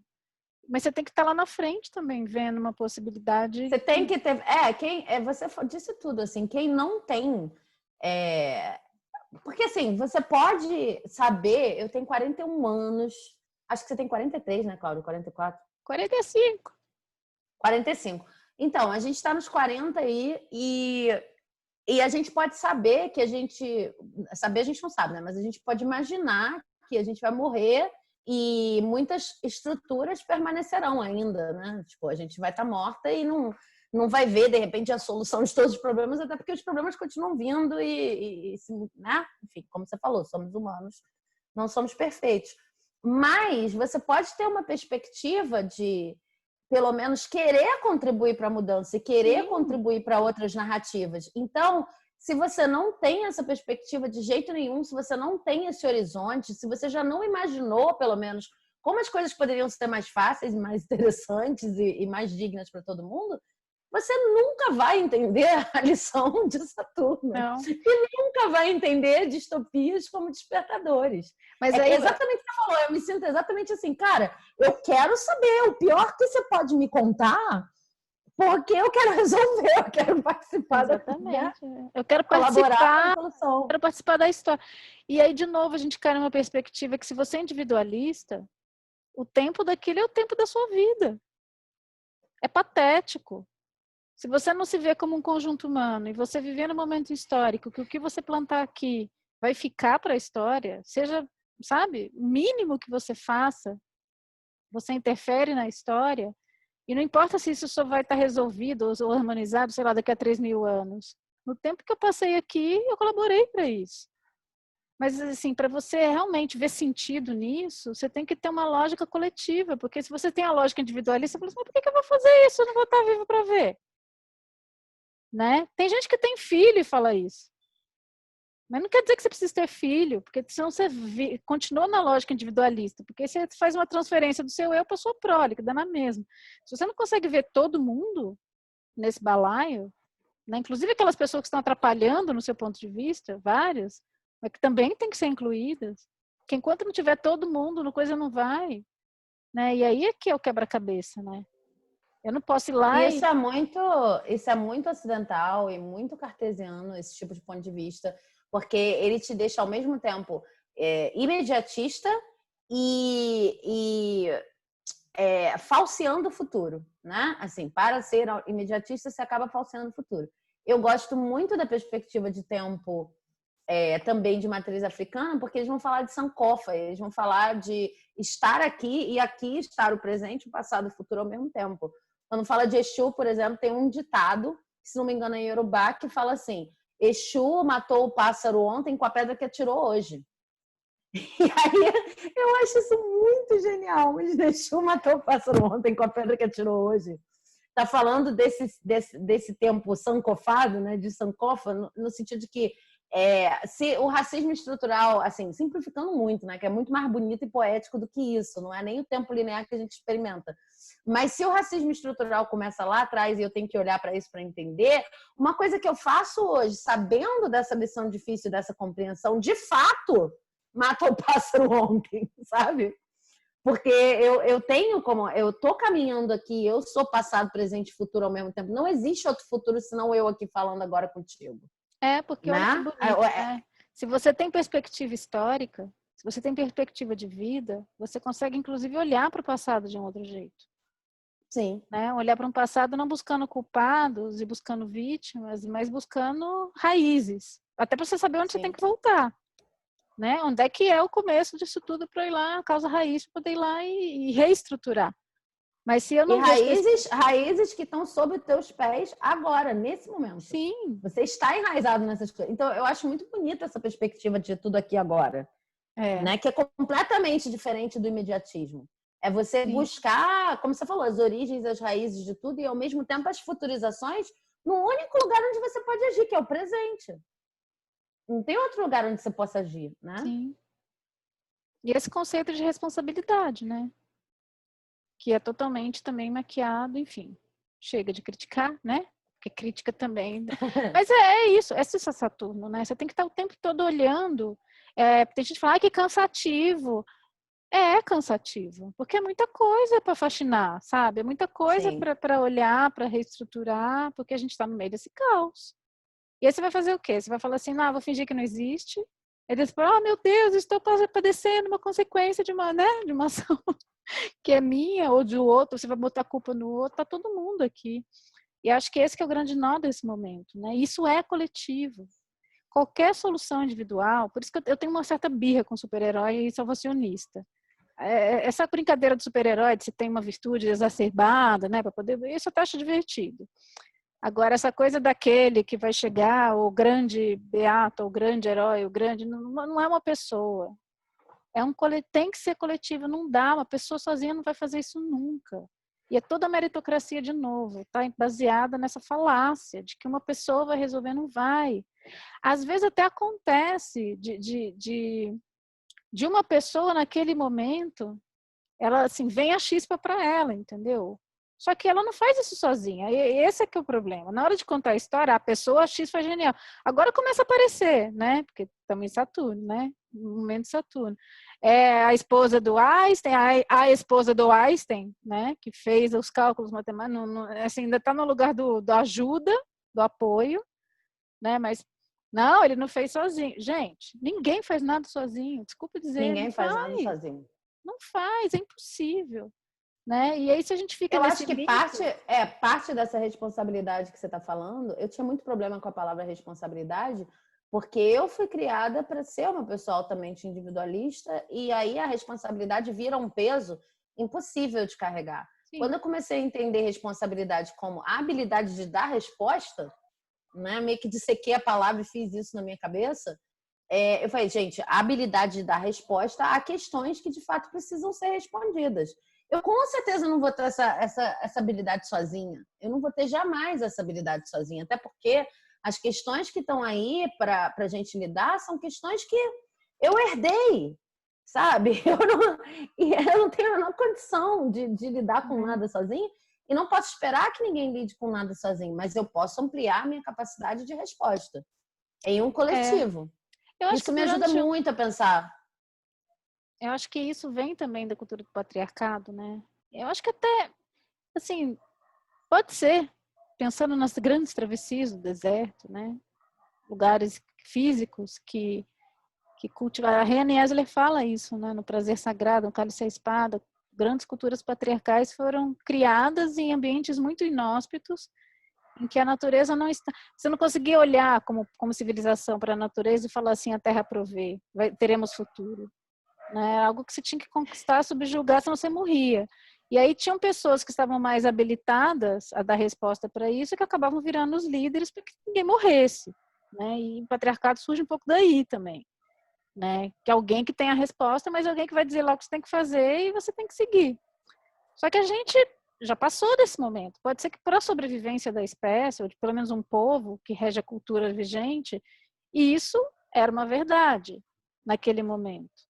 Né? Só que agora, quando a gente fala do coletivo, de novo, entra na questão de você acreditar que é possível, de acreditar que as coisas têm jeito, né? Que o mundo não é um deserto sem fim, uma travessia sem fim num deserto, numa terra que se você plantar as coisas morrem, você tem que... Né? Existe essa realidade, mas existem outras realidades também. Então... o problema do individualismo é justamente quase a excisão, né? Tipo, quase que cirurgicamente cortado do contexto, né? A gente fica completamente sem contexto. Não só contexto histórico, como contexto presente. Eu estou me lembrando aqui de uma série que eu acho que... claro, é porque é uma série imensa. e se chama Heliconia. E eu não sei se tem tradução para o português, mas é Heliconia, primavera em Heliconia, verão em Heliconia, inverno em Heliconia, e é um planeta, né? E faltou algum, outono em Heliconia, né? E aí o cara, ele queria justamente falar sobre... tem vários personagens, assim, professores e tal, no sentido que a gente está falando da personagem de Saturno. Mas a narrativa, ela é toda muito Saturno. Por quê? Esse planeta, ele tem 2 sóis. Eu não entendo nada de astronomia, então posso estar falando uma besteira grande. Mas por causa da configuração desse planeta, ele tem as estações do ano, que são lá, enfim, geradas pelo Sol, que tem um ciclo de translação mais curto. E ele tem, tipo, mega estações. É como se ele tivesse estaçãozinha, que nem a gente tem, 3 meses, né? E ele tem mega estações que duram milênios. E aí, a partir desse eixo de enredo, ele começa a contar o que acontece com a humanidade, né? Enfim, as pessoas que vivem lá em Heliconia, que não são seres humanos, por perderem a perspectiva de que depois do inverno vem a primavera e etc, etc. Então, ele mostra, por exemplo, eu vou lembrar de um caso, assim, que você está falando de grandes líderes, né? Como é que um grande líder, na verdade, era apenas uma família morando numa favela, morando numa caverna, no inverno gigante do planeta, né? E aí essa foi a única família que sobreviveu. Mas tiveram muitos filhos. Os filhos se espalharam. Com filho de netos, bisnetos, tataranetos, não sei o quê, como eles foram os únicos que sobreviveram, e o avô sempre contava aquelas histórias. Quando passei lá milênios em Heliconia e finalmente termina o inverno, eu não sei qual é o período, né? Esse cara que era o vovô que sobreviveu e sobreviveu com a ajuda da toda a família, virou um deus. Então, quando você entra no outro ciclo de Heliconia, aquele cara que era um cara, que conseguiu sobreviver, inclusive com a ajuda de muita gente que morreu, virou Deus. Está sendo cultuado. Tem estátuas dele que, na verdade, foram baseadas num brinquedo que o neto dele fez imitando ele na argila. E aí as pessoas acham, um Deus, foi ele que protegeu, por isso que o inverno acabou, não sei o quê. Ele usa esse recurso dos tempos serem muito grandes para as estações e das necessidades serem muito cruas. O verão é um desespero, o inverno é um desespero, para mostrar até onde a cabeça vai quando a gente perde a perspectiva histórica. É maravilhoso. Então, é patriarcado puro. Essa série. É maravilhosa. As coisas vão acontecendo assim, você fica, vem cá, ele tá achando que você é uma estatueta de Deus, isso era um brinquedinho do garoto, sabe? Porque passa muito tempo. E é isso, né, que a gente tá falando, só que meio que plasmado numa narrativa, são 4 volumes. O cara escreve muito bem. É Brian Aldiss o nome dele. Muito bom. E essas figuras, né, esses velhos que não querem largar o osso, que não querem largar essa batuta, né, esse lugar do topo da pirâmide. Me veio muito assim um outro, acho que foi o último que eu separei aqui para falar, o Lavoura Arcaica, que é um livro que me tocou muito, né? O livro e o filme também maravilhoso, do Fernando Carvalho, né? O Raul Cortez fazendo aquela figura, né, do patriarca que dá lições de moral diárias, né? Tem aquela coisa do cara que senta e diz a lei. E a figura lá do caçula, do filho que volta, né, do filho pródigo, que é assim, o avesso daquilo, né? Ele é puro caos, puro Dionísio, não consegue se encaixar, e a filha também, toda a tragédia que vem a partir daí. Mas é uma figura muito, para mim, do avesso, né? Não no avesso, mas esse Saturno negativado, né? Essa rigidez patriarcal de alguém que não quer largar o controle e dita ali a lei, e nada pode sair daquela lei, mas que não vem no sentido de construção, vem no sentido de manutenção daquela ordem, né? Daquele universo que ou você obedece, ou você serve aquilo, ou você está fora e aí, enfim, é muito forte, né? Como aquilo é muito forte, como aquilo se manifesta. Depois tem outras narrativas que também trazem isso, mas para mim, assim, esse foi, acho que, a primeira narrativa desse patriarcado que vem para podar, não para crescer, né? Para aniquilar mesmo, para acabar com essa vida que busca um outro caminho, né? Que busca uma outra alternativa que não é o verticalismo, né? E todo sistema tende a querer se conservar. Então tem essa questão aí muito forte, né, desse... E vai se travestindo, né? Porque quando é uma figura do velho que senta na mesa, dá lição de moral e vai com a foice para acabar com, né? Aí é explícito o negócio. O pior é quando isso está disfarçado dentro do universo cultural, né? Tá engraçadinho, tá fofinho, né? Tá ali como uma crítica engraçadinha para acabar com tudo que é novo, tudo que está florescendo, né? Muito do que a gente chama de comédia hoje está nesse lugar, absolutamente retrógrado, e que vem para poder, assim, uma perspectiva cínica, né? Cínica e satírica do novo que nasce e vai jogando com essas armas. A gente tem os memes aí agora, que é a super síntese disso, né? Mas, assim, é irritante, né? Como isso vem para justamente aniquilar qualquer perspectiva nova que vem. Só que isso não vai acontecer, porque o novo tem muito mais força, né? O novo em termos do que a vida pede, né? Sim, e assim... Pronto, tive meu geralmente... momento irritante, agora posso passar a palavra para você. Não acho militante, acho o que está acontecendo. Eu estou lembrando aqui dos Jogos Vorazes, né? Eu gosto muito do jeito de escrever da Suzanne Collins e, claro, quando ela propõe os Jogos Vorazes, eu não sei se você conhece a história, você conhece dos Jogos Vorazes? Eu não li a série, eu vi os filmes só. Então, os Jogos Vorazes, eles têm uma crítica em relação a... Não é uma perspectiva de estamos fazendo... Ela não está escrevendo para, de fato, enfim, impedir novas visões, impedir o novo, impedir o que tem que nascer. Não é nada disso. Pelo contrário, ela é bem crítica. E nos livros ela é muito mais crítica. Os livros são muito mais críticos e o final é bem mais interessante do meu ponto de vista, da forma que está colocado lá, do que o final da série, né, de Jogos Vorazes no cinema. Mas tem isso, né? É muito uma narrativa também que traz o ditador passando como uma pessoa que precisa ser cruel e chegando ao cúmulo de celebrar a crueldade, porque a crueldade é o que nos permite a todos, né, viver e seguir num ambiente de suposta falta, né? Um ambiente em que a abundância não comparece. Então, aquele presidente Snow lá, ele está o tempo todo construído ao redor da história de a gente precisa matar pessoas, é simbólico, a gente precisa manter essa estrutura dos 13 distritos, 12 no início, depois 13. A gente precisa, e a gente precisa celebrar estarmos matando pessoas, porque é a única forma com esses jogos vorazes, que na verdade tem um nome muito mais interessante em inglês, né, que é Hunger Games, são os jogos da fome.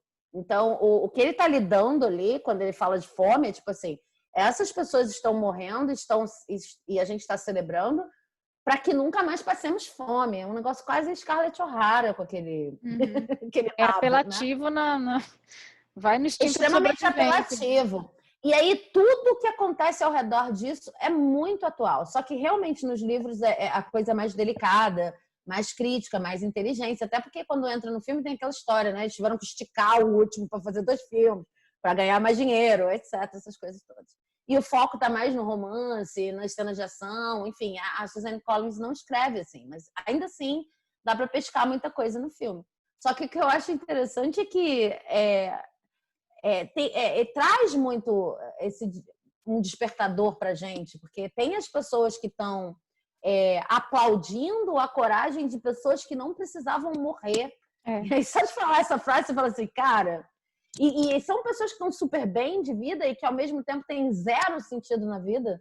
E isso é bem óbvio na forma que elas aparecem. Elas vivem de fingir que não tem nada errado, mas fazendo a manutenção dos privilégios delas, que são as pessoas da tal da cidade, né? Do Distrito 1, onde vive o presidente Snow. E aí, aquela coisa das 1000 formas de... A diversidade no vestir e a coisa chamativa, os dentes do apresentador e tal... utilizados como uma forma de escapar da realidade, um foco estético que poderia ser super interessante na diversidade, né? Mas que, na verdade, está sendo usado para escapar da realidade de tortura, que é o que impera, né?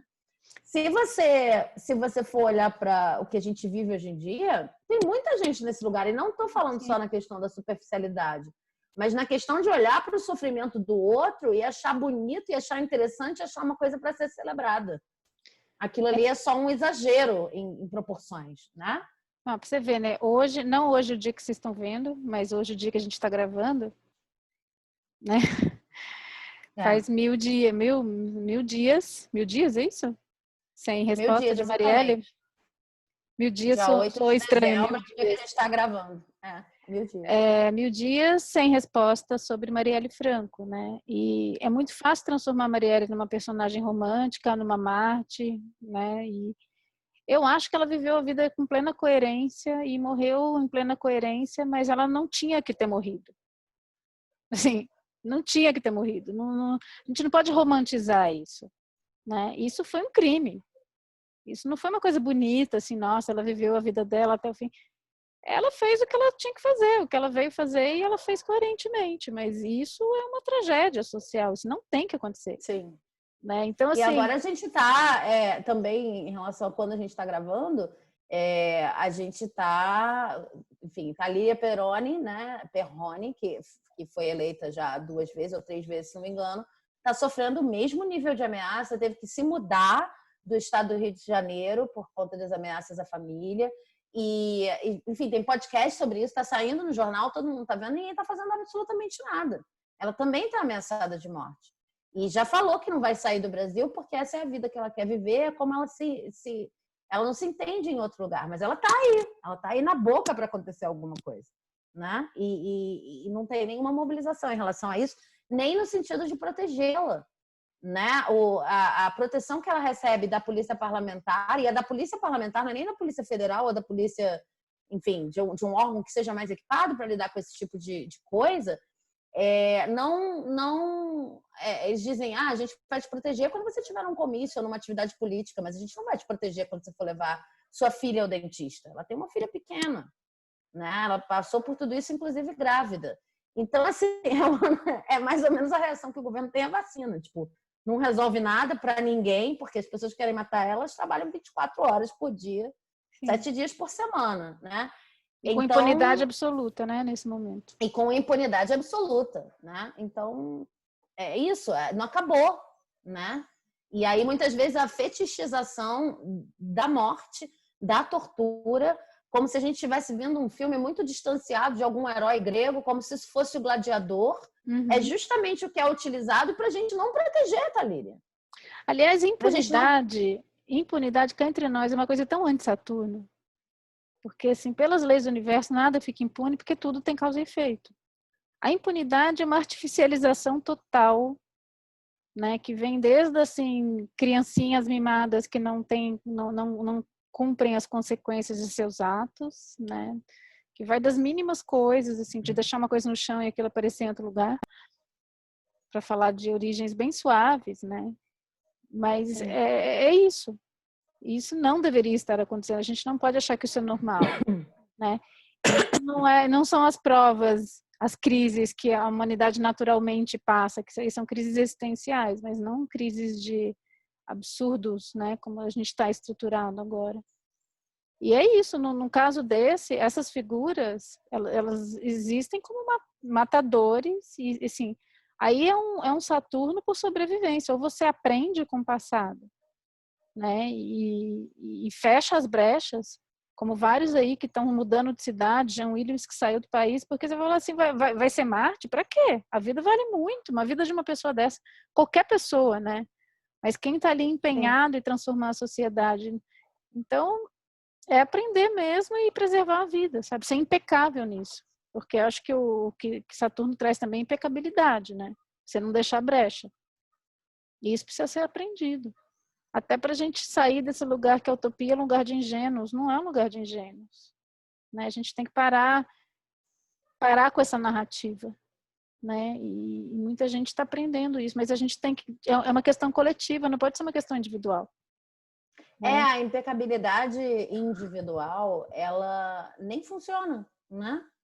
Porque a gente pode, como a gente estava falando no programa passado, pensar que eu ouvi uma crítica em relação à minha narrativa e eu realmente preciso mudar isso. E aí eu saio com um gostinho de que eu fiz o máximo que eu podia por essa narrativa, né? Mas a gente está falando de uma narrativa, de um trabalho, de um momento. Se isso vai virar um livro, se isso vai virar uma série, se isso vai ter um impacto social, se isso... Nananã. Enfim, para isso deixar de ser um texto no seu Word, só para falar da coisa da escrita, vai passar pela mão de várias pessoas, né? E você vê que os autores, os artistas de maneira geral, que têm obras que questionam o status quo, eles precisam se cercar de equipes, assim como os políticos. Precisam se cercar de equipes, não só no sentido de dar apoio para eles, que eles são humanos e é brabo, é foda, mas também de equipes que façam aquele trabalho com um certo tipo de cuidado que não é muito comum ver. Então, assim, impecabilidade de um ser humano só, pulcritude de um ser humano só, pode servir como exemplo para quem está ao redor. É sempre bom, é melhor do que não ter, mas assim, uma andorinha tentando fazer o verão sozinha. Eu né? acho que a impecabilidade em termos individuais serve para questões que são do seu processo individual. Sim, né? sim. Questões que sim. tocam ali uma mudança de hábito, né? Um equilíbrio Sim, de uma questão, e isso é importante. Só que não é isso que vai resolver as questões sociais. É isso que as pessoas... Né? mas ainda assim, essa porque tá confusão. junto. Tá junto. É porque tá junto. Ainda assim, por exemplo, como você fala, a Marielle viveu de acordo com os seus princípios e foi impecável nisso, né? Mas ainda assim, não era para ter uma pessoa que precisasse ser impecável a esse ponto, não é? Não era para ter que, né? Então é isso, assim, sim, para trabalhar suas questões, assim, e não tem nada melhor para fazer do que ser impecável trabalhando suas questões. Claro, senão você tem que impecavelmente se vestir para não ser estuprado, impecavelmente se cuidar para que o outro não passe por cima de você. E aí exatamente, não romantizar, porque rapidinho isso vira o discurso do mimimi, rapidinho vira, mas você que não foi impecável, entende? E não tem isso, não existe isso. Né? Impecabilidade existe. Claro, é óbvio que a gente vai ter que fazer coisas mal. Eu até diria isso. Tipo, Saturno, a gente é Saturno quanto a gente consegue. Mas no ambiente que a gente está vivendo, tem algumas coisas que a gente tem que escolher. As condições não são... Não é só porque o ser humano não é perfeito, mas as condições são muito violentas e brutais. Não quer dizer que a gente não possa avançar. Também não dá para ficar romantizando que se todo mundo estivesse seguindo o fio reto de Saturno, tudo daria certo.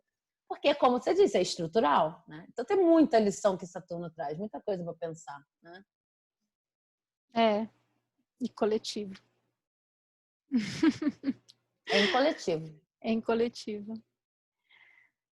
Eu acho que com isso passamos por Saturno. Meu Deus do céu. Deixa eu ficar quieto aqui, pega na curva. Tá bom, universo. Tô quietinha, hein? Falei nada. Mas pelo menos aqui nos nossos vídeos a gente passou. E semana que vem vamos para o último dragão. Não é spoiler. Domingo. Adivinha qual é? Adivinha qual é? Não é difícil, não é fácil adivinhar, hein? Olha, vou deixar aí para sua inteligência pensar. E é isso, gente. Se vocês estiverem gostando, compartilha, por favor. Dá um curtir aí, mostra para os amigas, para os inimigas também, porque de repente você pode ameaçar alguém com esses vídeos, vai ser ótimo pra gente. Depois de todo esse discurso do coletivo, né? Vamos voltar ali para a barbárie. Mas é isso. Obrigada. Quase louca. Baixou o dragão da lua aqui agora. Sabine, quer complementar com alguma coisa? Não, acho que é isso. Para mim, fechou, gente. Estamos no coletivo. E vamos para o último dragão. Ufa, impecáveis. Vamos lá. Para o último. Vamos lá.